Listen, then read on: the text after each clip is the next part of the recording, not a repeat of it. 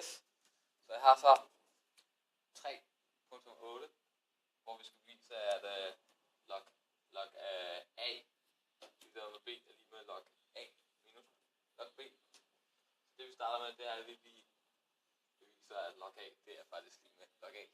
Så vi gør lige her, som vi kan se, at de er lige med hinanden. Det overrasker ikke nogen. Så på den næste, så ser vi, at log A divideret med B gange B er lige med log A. Og det er det jo også, fordi man kan bare fjerne begge B'erne. De streger hinanden ud, når man ganger med tæller og nævner. Den fjerner man. Så er det bare log A er lige med log A. Her i den næste, så står der log A divideret med B plus log B er lige med log A.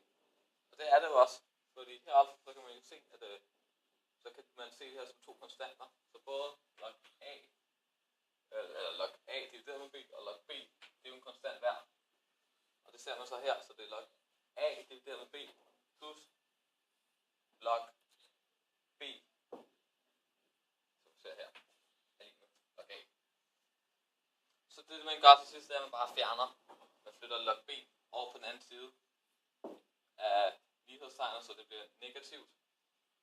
Og så er det blevet bevist.